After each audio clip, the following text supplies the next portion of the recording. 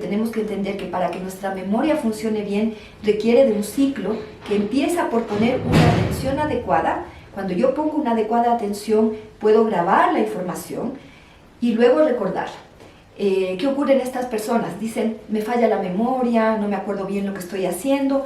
Y en realidad, ¿qué pasa? No es que falle su memoria. Lo que pasa es que la información no está recibida adecuadamente. Entonces, habitualmente las personas que tienen este insomnio crónico tienen problemas del ánimo, de la concentración, problemas laborales. Esto lo vemos a toda edad. Y como les decía, el problema principal es que la gente no le da la importancia que se requiere para los trastornos de sueño. No se le da la importancia en cuál fundamentales para que funcionemos bien. Y eso hace que, como les decía, consultan tardíamente. O se toman cualquier medicamento, el que toma el vecino, el que toma la mamá. Yo tengo pacientes jóvenes, jóvenes me refiero 20, 30 años, que se automedican y de repente, claro, en la noche no pueden dormir, se toman algo para dormir. Al día siguiente, como no durmieron bien, están cansados, se toman algo para despertar. Entonces, es realmente un ciclo muy perjudicial porque además debemos entender que aunque tomen medicación para dormir, los medicamentos no provocan un sueño normal.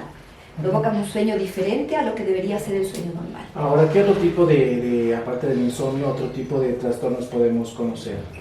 Existe el otro extremo que yo les decía, que son las hipersomnias, cuando el paciente no duerme y al día siguiente se anda quedando dormido.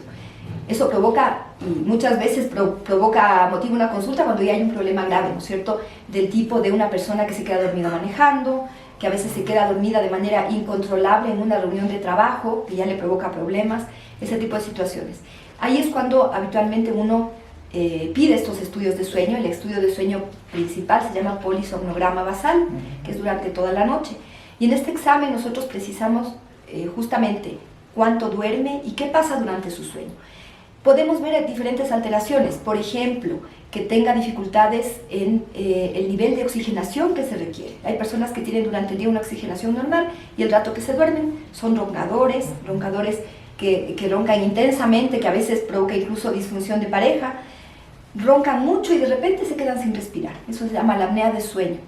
¿Y qué pasa en ese evento? El oxígeno baja muchísimo. Entonces es un cerebro que no recibe la oxigenación adecuada y por lo tanto al día siguiente obviamente ese cerebro está cansado y es un cerebro que se va gastando rápidamente.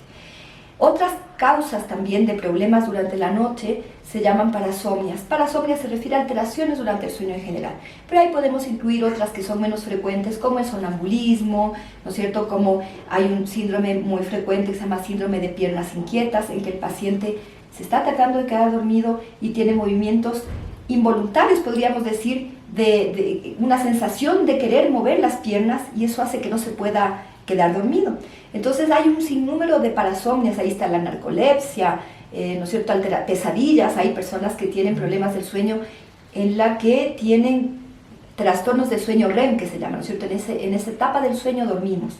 Las personas que tienen este trastorno de sueño REM tienen pesadillas, sueños vívidos que se llaman. Todos podemos tener pesadillas, pero estas personas viven intensamente su sueño, pueden pegar, caerse, levantarse y realmente eso provoca una disfunción muy grande. Y obviamente todas estas interrupciones finalmente llevan a que el sueño no sea un sueño reparador. Claro, y tienen todos estos problemas que hemos explicado ya en su día a día. Cuando se tiene todo este tipo de síntomas, de características que hemos señalado, que describen algunos de estos trastornos, se debe acudir inmediatamente al médico, ¿no? Y no tomarla a la ligera. Exactamente, lo fundamental es tener un diagnóstico.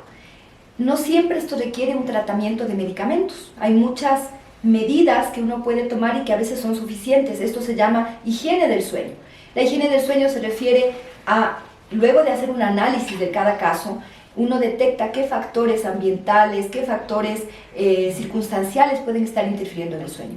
Y ahí uno le recomienda, por ejemplo, lo más típico, evite la cafeína, no haga ejercicio físico muy tarde, porque cuando uno hace muy tarde el cuerpo se demora en entrar en un proceso de descanso, no coma en exceso en la noche, hábitos que son muy importantes y ahí nos cuesta mucho que las personas se adhieran, no tenga el celular en la habitación, ojalá no tenga la televisión en la habitación, porque son estímulos que en el fondo, si bien a veces pueden las personas decir yo veo la televisión y me voy quedando dormida, no es un sueño normal y es un sueño con mucha interrupción de luz, de sonidos, de radiación, en algunos casos dependiendo los aparatos, que realmente implica el tener que hacer un orden justamente en nuestros hábitos. Las medidas de higiene de sueño permiten muchas veces controlar los problemas de sueño en gran número de personas y se evita el uso de fármacos. Cuando no es suficiente con esto, uno obviamente tiene que estudiar qué está ocurriendo y en ese caso, como les decía yo, hay exámenes que son precisos para estudiar el trastorno de sueño y hay necesidad en algunos casos de, además de la higiene del sueño, usar algún tipo de medicación. No todos los medicamentos, y eso es importante también que las personas lo tengan claro, no todos los medicamentos que se usan para regular el sueño producen dependencia. No hay que temer usar algún fármaco cuando es necesario. Aparatos que proveen de oxígeno con una presión positiva, es decir, mandan el oxígeno con cierta fuerza, que eso hace que el oxígeno pase.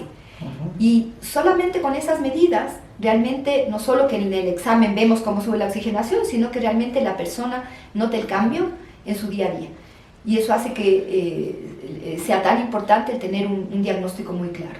Finalmente, podríamos hablar de, bueno, decimos que en 40% a nivel mundial, y aquí en el Ecuador, ¿cuán frecuentes son los problemas justamente de trastornos de sueño? La verdad es que no tenemos una estadística del país propiamente, ¿no es cierto? Sí es verdad que hay estadísticas internacionales que hablan de trastornos de sueño, habitualmente un 50%, pero si nosotros nos guiamos en poblaciones específicas, en adultos mayores, por ejemplo, la prevalencia de trastornos de sueño, de insomnio, probablemente es más del 70%. En personas jóvenes, los trastornos de memoria provocados, en jóvenes me refiero a adultos jóvenes, en adultos jóvenes los trastornos de la memoria provocados por problemas del sueño, yo estaría segura que son más del 50%. Muchos de los adultos jóvenes que nos consultan, como yo decía, por problemas de memoria, de concentración, de atención, tienen un ritmo de sueño muy malo.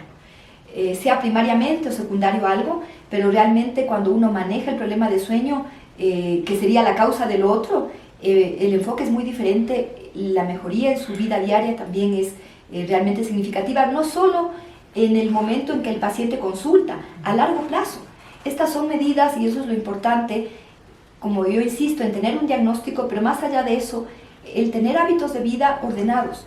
Nos cuesta mucho en algunos casos porque los pacientes dicen, no, es que no tengo tiempo, tengo mucho que estudiar, tengo que trabajar hasta tarde, no tengo tiempo para dormir mejor. Y lo que yo siempre les digo es que si ustedes no duermen bien, al día siguiente van a rendir mal y es un tiempo perdido. El trabajo que una persona que tiene un problema de sueño, el trabajo que si duerme mal lo hace en 2 horas, si duerme bien lo va a hacer en 1 hora. Hasta en la parte práctica va a recuperar ese tiempo. Entonces lo fundamental es tener conciencia, y es muy bueno a raíz de esta fecha, que todos entendamos la importancia de los problemas de sueño, que entendamos que eso no siempre se maneja con una pastillita y que mejorando hábitos, realmente a largo plazo nuestra calidad de vida va a ser mucho mejor. Es importante dejar en claro que es importante el dormir bien, ¿no? El dormir bien, y el dormir bien no solo externamente, como yo decía, no solo que se vea durmiendo, el que realmente su sueño sea un sueño en todas las etapas, y eso va a hacer que el sueño sea reparador y que al día siguiente el cerebro funcione mejor, porque si no, ¿qué pasa con nuestro cerebro? Se va gastando, va funcionando mal, se va atrofiando, va teniendo cambios que van a hacer que cuando lleguemos a nuestra edad, lleguemos a una edad de adulto mayor, nuestro cerebro es un cerebro débil, es un cerebro que fácilmente va a ser presa de enfermedades neurodegenerativas, como yo decía, como el Alzheimer. Entonces esto no es solamente tratemos ahora y mejoremos ahora la calidad de vida, es mejoremos nuestro cerebro para que cuando lleguemos a una edad mayor tengamos un cerebro más fuerte que resista a otras enfermedades. Entonces tiene un beneficio increíble a nivel cardiovascular, a nivel anímico, a nivel de concentración. Realmente el detectar y el tratar estas enfermedades es realmente la clave para evitar muchas enfermedades a futuro.